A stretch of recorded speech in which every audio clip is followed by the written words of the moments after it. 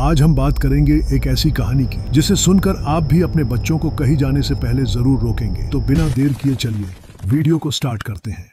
उत्तर प्रदेश के एक छोटे से गांव की बात है। यह गांव चारों तरफ खेतों से घिरा हुआ था और गांव के बाहर एक बहुत पुराना आम का पेड़ खड़ा था। लोगों का कहना था कि इस पेड़ पर कुछ ऐसा रहता है जिसे इंसान देख भी ले तो उसकी मौत पक्की है। बुजुर्ग अक्सर बच्चों को चेतावनी देते थे, बेटा अमावस्या की रात इस पेड़ के पास मत जाना, वहाँ एक काली परछाई उतरती है, जो भी उसे देख ले कभी लौट कर नहीं आता। गांव के लोग इस किस्से से इतने डरते थे कि अमावस्या की रात कोई घर से बाहर नहीं निकलता था। हर दरवाजा बंद कर दिया जाता, चूल्हा जल्दी बुझा दिया जाता और लोग एक दूसरे के साथ बैठे रहते। लेकिन युवा पीढ़ी इन सब बातों को अंधविश्वास समझती थी। खासकर 20 साल का अर्जुन गांव का सबसे निडर लड़का माना जाता था। वह अपने दोस्तों से कहता, ये सब झूठ है, अगर भूत प्रेत सच में होते तो अब तक मैं इन्हें पकड़कर दिखा देता। उसकी यही आदत उसे अलग बनाती थी, मगर गांव के बुजुर्गों को लगता था कि उसकी हंसी एक दिन उसे भारी पड़ेगी। गांव में कई किस्से फैले हुए थे। किसी ने कहा था कि सालों पहले इसी पेड़ के नीचे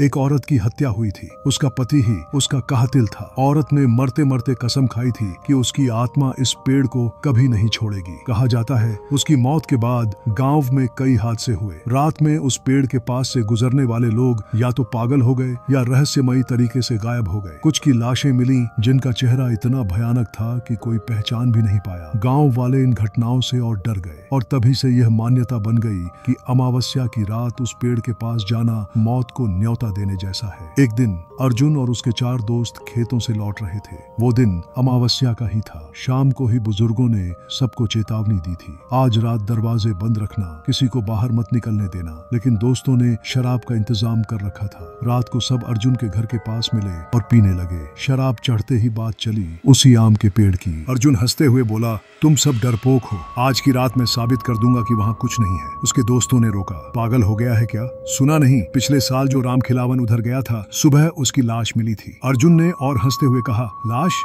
अरे वो सब बीमारी से मरा होगा, भूत प्रेत जैसी कोई चीज नहीं होती। उसने टॉर्च उठाई और अकेला ही आम के पेड़ की तरफ निकल पड़ा। उसके दोस्त थोड़ी दूरी से पीछे पीछे गए, लेकिन पेड़ के पास पहुंचते ही सबके दिल की धड़कन तेज हो गई। आधी रात का समय था, चांद पूरी तरह गायब था, आसमान पर बादल छाए हुए थे, चारों तरफ घना अंधेरा और अजीब सा सन्नाटा, यहाँ तक कि झींगुर भी चुप हो गए थे। अचानक हवा का तेज झोंका आया और पेड़ की डालियां जोर जोर से हिलने लगी। दोस्तों के रोंगटे खड़े हो गए। अर्जुन हंसते हुए बोला, ये सब हवा है, बस हवा। वो पेड़ के बिल्कुल पास जाकर टॉर्च की रोशनी डालने लगा। टॉर्च की रोशनी डालते ही उसे कुछ हलचल दिखी। ऐसा लगा मानो कोई पेड़ पर बैठा हो। अर्जुन जोर से बोला, कौन है वहाँ? उतर आओ। तभी डालियों के बीच से परछाई हिलने लगी। धीरे धीरे एक औरत का शरीर झूलता हुआ दिखा। उसके लंबे बाल जमीन तक लटक रहे थे। सफेद कपड़ा उसके शरीर से चिपका हुआ था, लेकिन उसका चेहरा बिल्कुल काला था, जैसे कोई परछाई हो। अर्जुन की हंसी अचानक गायब हो गई। उसकी टॉर्च कांपने लगी। दोस्तों की चीख निकल गई। वो सब भाग खड़े हुए,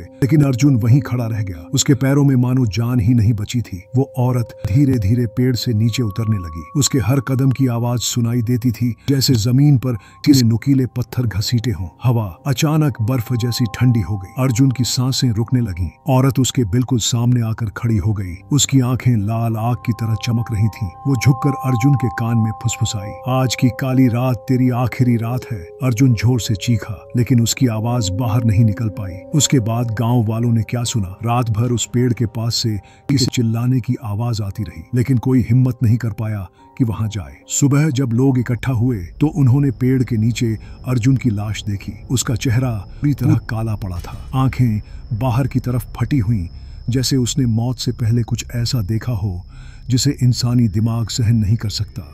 उस दिन के बाद से गांव वाले और भी ज्यादा डरने लगे। अब तो कोई अमावस्या की रात दरवाजे से झांकने तक की हिम्मत नहीं करता। लोग कहते हैं कि अगर आज भी उस आम के पेड़ के पास जाओ तो हवा में किसी के रोने की आवाज सुनाई देती है, और अगर हिम्मत करके पेड़ के नीचे खड़े हो जाओ तो शायद वही औरत तुम्हारे सामने भी आकर कहे, आज की काली रात तेरी आखिरी रात है।